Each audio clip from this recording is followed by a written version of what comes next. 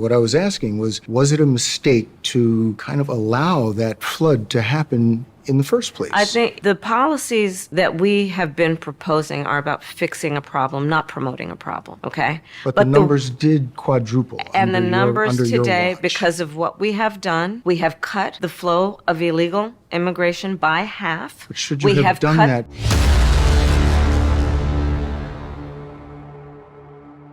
60 Minutes just ended Kamala Harris's campaign because they actually asked her tough questions and then they followed up those questions.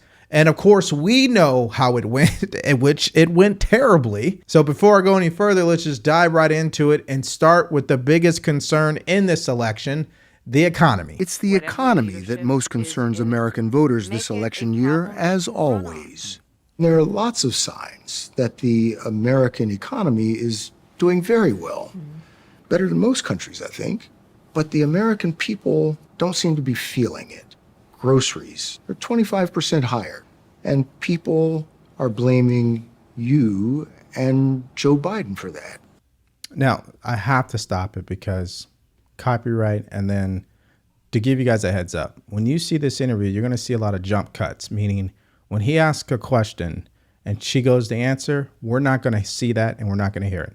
They basically edited out the part of her initial answers. So they're pasting in like at the end of her answer, if that makes sense. Let me know if you guys noticed that. Are they wrong? We now have historic low unemployment in America among all groups of people. We now have an economy that is thriving by all macroeconomic measures.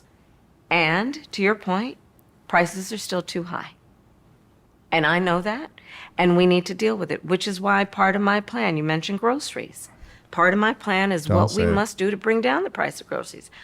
Harris says she'll press Congress to pass a federal ban on price gouging for food and groceries, but details are yet to be defined. Of course she doesn't have any details. All she has is a copy and paste policy program that she got from her boss, President Joe Biden. And we know how those policies impacted America. And when I say impacted, I'm talking about the middle class, the people that are living paycheck to paycheck, not the ultra wealthy, because they're good regardless of what happens. It's the people that have to get multiple jobs just to make ends meet. Yeah, those policies. Those are her details. Now, the little policies that we do know that she has, which is the $50,000 tax deduction for small businesses. We know the $25,000 down payment for new home buyers and the $6,000 child tax credit. So it begs the question, well, how are you going to pay for it? And not just that, but how are you going to get Congress to go along with that? Watch. You want to expand the child tax credit. Yes, I do. You want to give tax breaks to first-time home buyers. Yes. And people starting small businesses. Correct. But it is estimated by the Nonpartisan Committee for Responsible Federal Budget that your economic plan would add $3 trillion to the federal deficit over the next decade. How are you going to pay for that? Okay, so the other economists that have reviewed my plan versus my opponent and determined that my economic plan would strengthen America's economy, his would weaken it. But my plan, Bill, if you don't mind, my plan is about saying that when you invest in small businesses, you invest in the middle class, and you strengthen America's economy. Small businesses are part of the backbone of America's economy. But pardon me, Madam Vice President, the question was, how are you going to pay for it? And of course, will you just answer the question? Please, just give us a direct answer. Well, one of the things is I'm going to make sure that the richest among us who can afford it pay their fair share in taxes. It is not right that teachers and nurses and firefighters are paying a higher tax rate than billionaires and the biggest corporations. And I plan on making that fair. But we're dealing with the real world here. But the real world includes... How are you going to get this through Congress? You know, when you talk quietly with a lot of folks in Congress, they know exactly what I'm talking about because their constituents know exactly what I'm talking about. No, we don't know what you're talking about. The constituents don't know what you're talking about. If anything, you haven't heard anybody be able to defend your policies with any substance. They sound just as dumb as you. I mean, just keeping it real. Their constituents are those firefighters and teachers and nurses. Their constituents are middle-class, hardworking folk. And Congress has shown no inclination to move in your direction. I disagree with you. Okay, so this is taking us down memory lane. Okay. The last time they tried to question Trump when it came to taxes, he pointed out what no one really wants to admit, that Kamala Harris, every Republican, every Democrat, every donor, every corporate CEO or board of directors, they're all taking advantage of the tax code. Do you need a reminder? Let's just play the clip just really quick. Did you use that $916 million loss to avoid paying personal federal income taxes? Of course I do. Of course I do. And so do all of her donors, or most of her donors. I know many of her donors.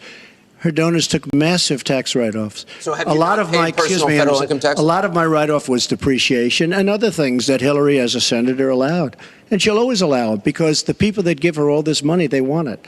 That's why. See, I understand the tax code better than anybody that's ever run for president. Hillary Clinton, and it's extremely complex, Hillary Clinton has friends that want all of these provisions. But I will tell you that, number one, I pay tremendous numbers of taxes.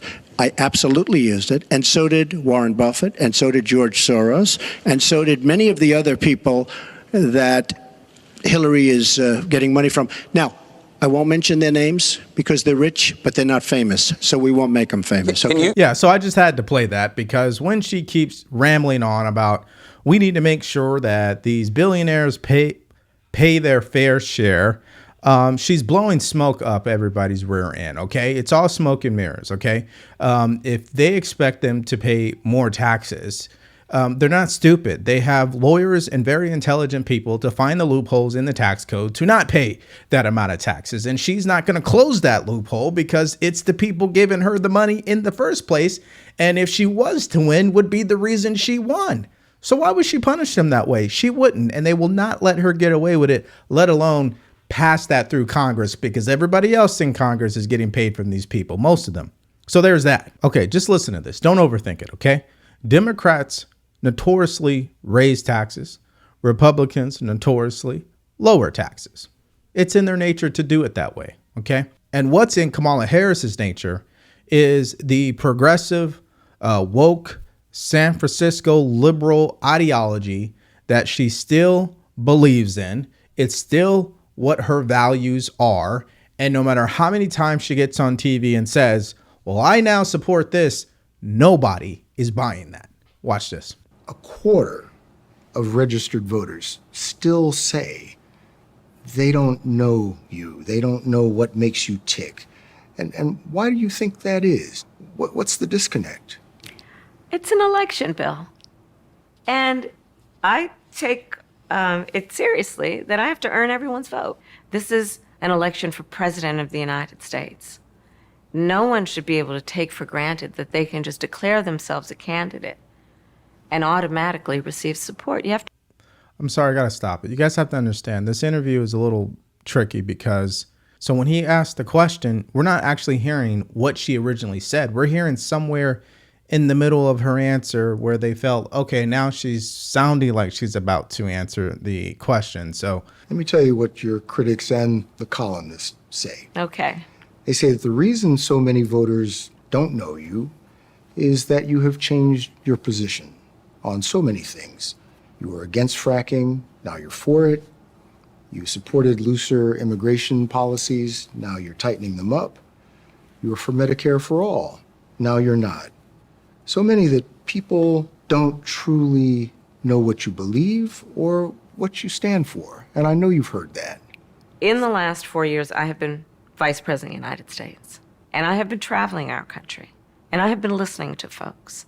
Yeah, okay, so clearly she whiffed on that. She had no answer for that question whatsoever.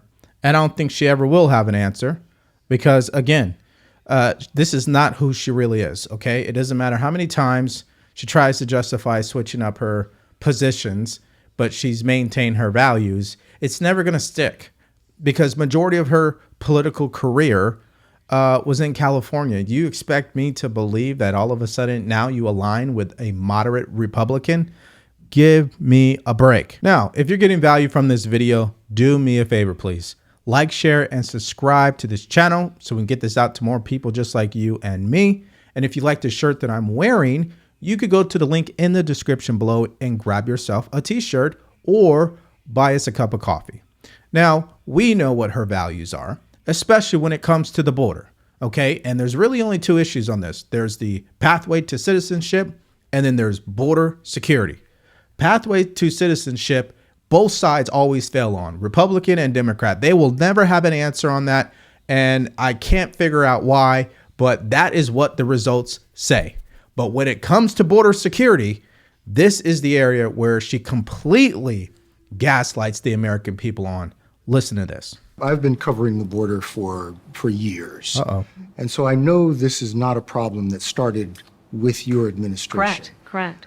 But there was an historic flood of undocumented immigrants coming across the border the first 3 years of your administration. As a matter of fact, arrivals quadrupled from the last year of President Trump. Was it a mistake to loosen the immigration policies as much as you did? It's a long-standing problem. And solutions are at hand. And from day one, literally, we have been offering solutions. Like, how could she be this bad when they had to edit the entire interview? You would think something's good in there, right? And this isn't her first interview.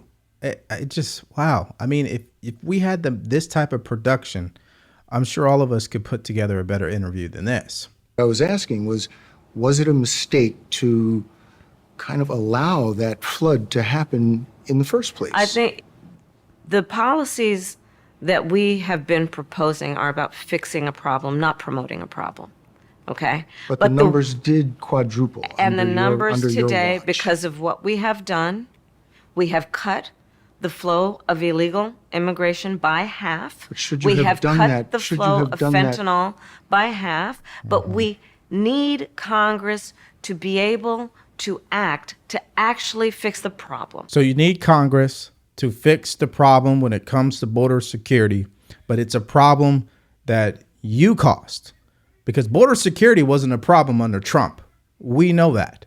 And you guys have been hearing me ring the alarm on this every single time I have to talk about this. Is even if we believe you and we say, blame Donald Trump for that border bill in February of 2024, put the blame at his feet. Okay, but you guys should get blamed that you waited till 2024 to try to do something. Okay, that's number one. And number two, you doubled down when Joe Biden issued executive orders closing the border. So if he was able to do that all of a sudden this year, why didn't you guys do it in 2021, 2022, and 2023? There's no justification for that. And what blows my mind is that people eat this up. I mean, the results tell the story. She's a complete liar on this. And she doesn't want to accept any responsibility as the borders are. Okay, so as I wrap up this video, I want you guys to think about this. She didn't answer any questions. She tried to blame Trump on everything. She takes zero responsibility. And for some reason, she can't articulate how she plans to do anything. And what she wants to do is more abstract. And the possibility of it actually happening is really slim to none, because what's more likely to happen is what's been happening, because the people running her campaign are a part of the current administration. So how different will she really be?